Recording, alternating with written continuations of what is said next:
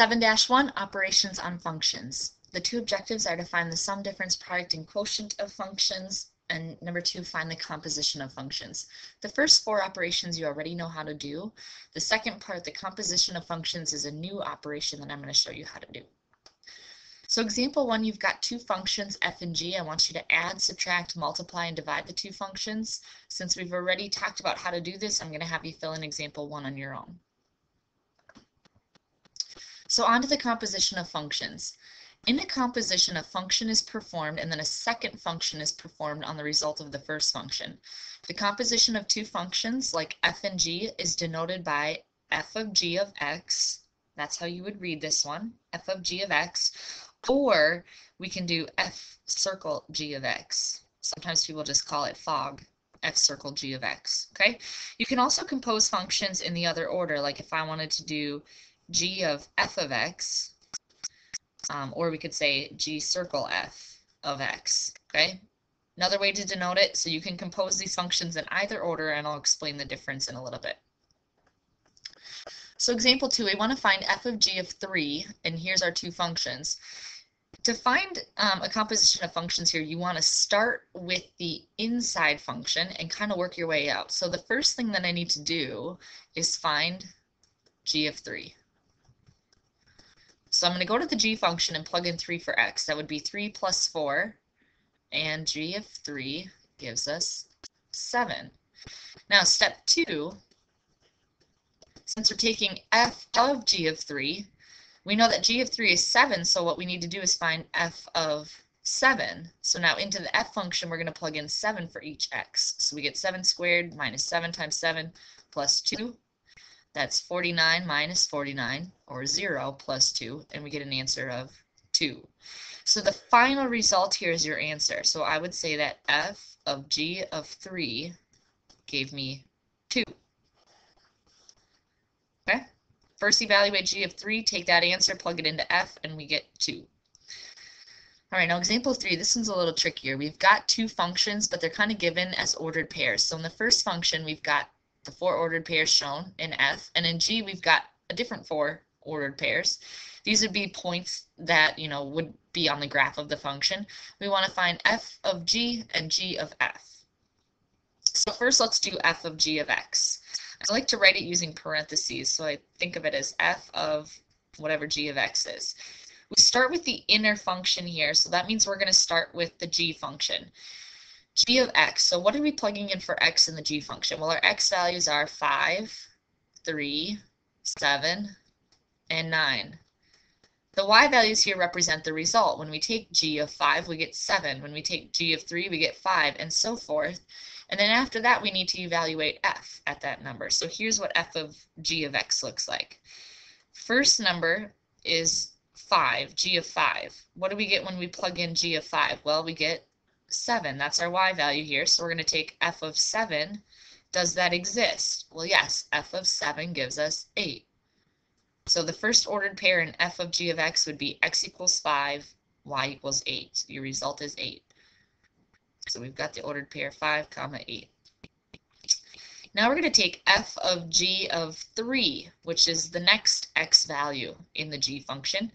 G of 3 is 5, so we're taking f of 5. Does f of 5 exist? Yes, f of 5 gives us 3. So when you plug in 3 to g, you get 5. Then when you plug in 5 to f, you get 3. So 3, 3 is in f of g of x. Next point would be g of 7. When we take g of 7, we get 9. F of g of 7 is f of 9. If we plug in 9 to the f function, we end up at 8. So the next ordered pair in f of g of x is 7, 8. Then we're going to take f of g of 9. This is the last ordered pair in g. G of 9 is 11, so we're taking f of 11. And f of 11 exists. It maps with 4. So g of 9 is 11, f of 11 is 4. So the last ordered pair in f of g of x is 9, 4. So there's f of g of x. Now let's see what happens when we compose these functions in the other order. This time we're going to go g of f of x. So f of x is our inside function here. That means when we start with inputs here, we want to pick the x values that are in f. Let me erase all this work. Okay, so the first thing that I want to find here is g of f of 7, because 7 is the first x value in the f function, and 7 gets mapped to 8, so then I want to take g of 8. Does g of 8 exist? We're not guaranteed that it does. I don't have a g of 8. That means I don't have an x value of 8. So it's undefined, does not exist. Let's move on to the next ordered pair in f. We're going to take g of f of 5. Well, we know that f of 5 is 3, so we're going to take g of 3. Does g of 3 exist? Yes, it does. We've got an x value of 3 here, and it gets mapped to 5. So g of 3 is 5. So this ordered pair is 5, 5.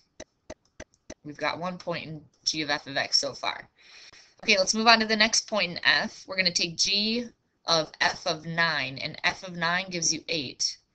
G of f of 9 equals g of 8, because f of 9 is 8. Does g of 8 exist? Well, no, it doesn't, because I don't have 8 as an x value in g. So that doesn't exist. And finally, we're going to check g of f of 11. We know that f of 11 is 4. So does g of 4 exist? Well, again, I don't have an x value of 4 here. I've got 5, 3, 7, 9. So g of 4 doesn't exist. So in this composition of g of f of x, we only get one ordered pair. It's this one right here. That's the only one that existed. G of f of 5 gave us 5. So the composition of g of f of x gives us just one ordered pair, 5, 5. Okay, so just because you start with 4 points and 4 points doesn't mean they're all going to match perfectly like the first set did here. It could end up being, where some of them don't exist. Okay, on to example 4.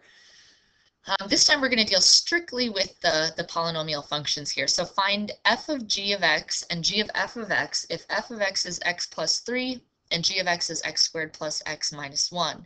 Let's first do f of g of x.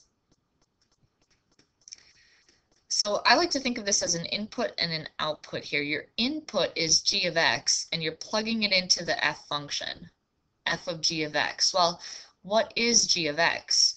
We're really taking f of this whole polynomial here, x squared plus x minus 1. G of x is x squared plus x minus 1. So this is what we're doing. This is your input into the f function. The f function is x plus 3.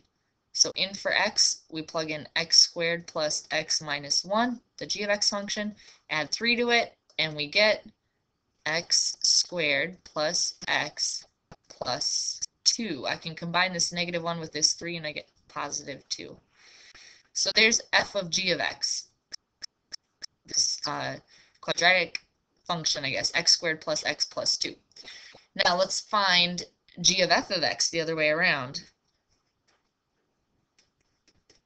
This time f of x is the input function, and we're going to plug it into g. F of x is x plus 3, so we need to find g of x plus 3. That means for each x, we're going to plug in x plus 3.